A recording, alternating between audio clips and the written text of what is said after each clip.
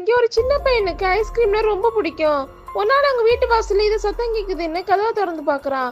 அப்போ அவங்க வீட்டு வாசல்ல ஒரு ஐஸ்கிரீம் ட்ரக் நிக்குது. அந்த ஐஸ்கிரீம் ட்ரக்ல இருந்து ஒரு 3 ஸ்கூப் உள்ள ஒரு கோன் ஐஸ்கிரீம் அவங்க வீட்டு வாசல்ல வச்சிருக்காங்க. இவன் எடுத்து சாப்பிடுறான். அது ரொம்ப நல்லா இருக்கு. அவன் சாப்பிட்டு முடிச்சிட்டு மறுபடியும் இன்னொரு ஐஸ்கிரீம் கேக்குறான்.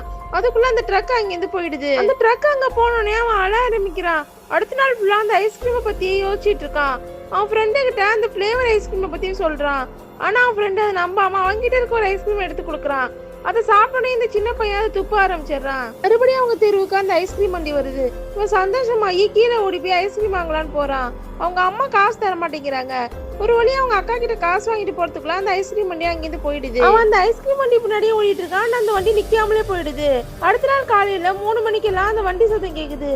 இவன் வாசல்ல ஓபன் பண்ணி பாக்குறப்போ அந்த வண்டி நிக்குது. உடனே வெளில போலான்னு பாக்குறான். அப்ப அவங்க அப்பா வந்துறாரு. அப்பா யாருகிட்ட பேசிட்டு இருக்கீங்கன்னு கேக்குறாரு. அப்ப பாக்குறப்போ அந்த வண்டி காணாம போயிடுது. அடுத்த நாள் அந்த ஊர்ல இருக்க எல்லாருக்கிட்டையும் அந்த வண்டியை பத்தி கேக்குறான். யாருமே அந்த வண்டியை பார்த்தது இல்லைன்னு சொல்றாங்க. அந்த வண்டிக்காக நைட்டு ஃபுல்லா முழிச்சிட்டு இருக்கான். அவங்க அப்பா வண்டியில இருந்து ஒரு டூல்ஸ் எடுத்துட்டு வந்து அந்த வண்டியை பஞ்சர் பண்ணலான்னு பாக்குறான். அதே மாதிரி அந்த வண்டி வருது, பஞ்சர் ஆயிடுது. இப்ப வண்டி நின்னது. அந்த வண்டிக்குள்ள போய் அந்த ஐஸ்கிரீம் எடுத்து சாப்பிட ஆரம்பிக்கிறான். அப்ப வெளியே இருந்து ஒரு குரல் கேக்குது. யாருன்னு பார்த்தா ஒரு குண்டான ஒரு ஆளு வெளியே நின்று இருக்காரு. ஆக்சுவலா அந்த ஆளு 30 வருஷத்துக்கு முன்னாடி ஐஸ்கிரீம் காசுப்பட்டு இந்த வண்டியில வந்து மாட்டி இருப்பாரு.